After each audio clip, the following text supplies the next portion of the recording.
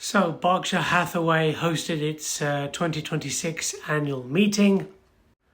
Warren says that the investing environment is not ideal and that he sees gambling in the markets. Now, this relates to a post that I've been wanting to make for a few days, which relates to the markets and why they are at an all-time high.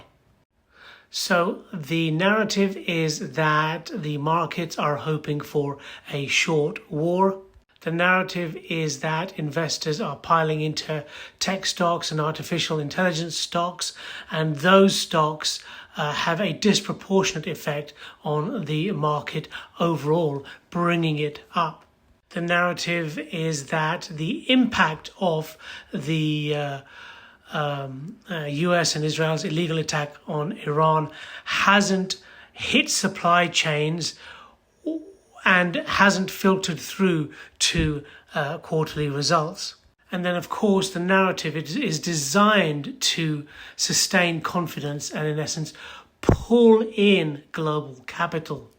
Now, what may actually be happening is simply the US's privileged position of being a safe haven financial ecosystem.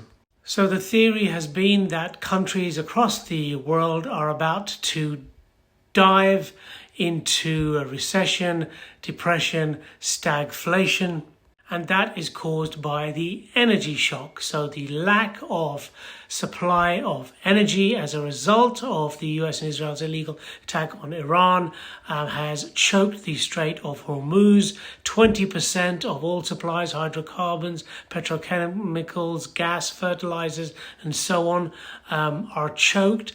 So countries are unable to get the energy that allows them to create goods and services, and they therefore cannot sell them, and their economies are meant to dive. Similarly, other countries or their buyers, the countries from which demand comes, they are suffering similarly, not producing goods and services, unable to earn income, and therefore unable to buy goods and services. All of that self-fulfilling cycle downwards, spiral downwards, leading to recession, global recession, depression, stagflation.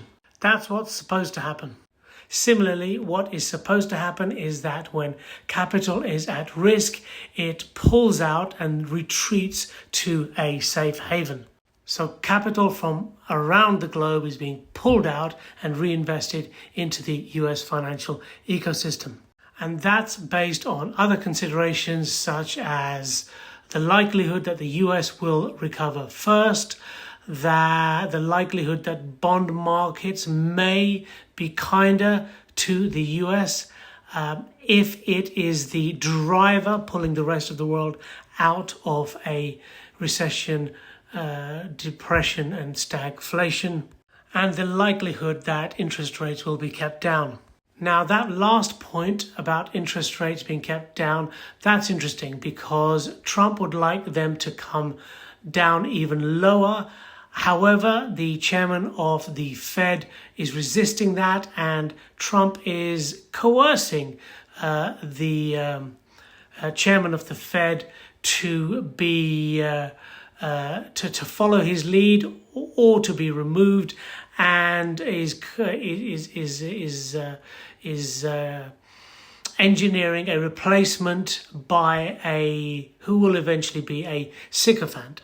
And that leads me to an area of speculation where figures coming out of the US are not as reliable as they once were.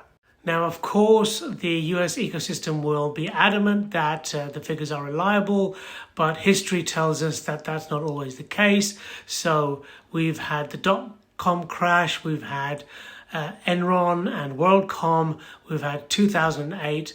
The figures were, let's say, massaged.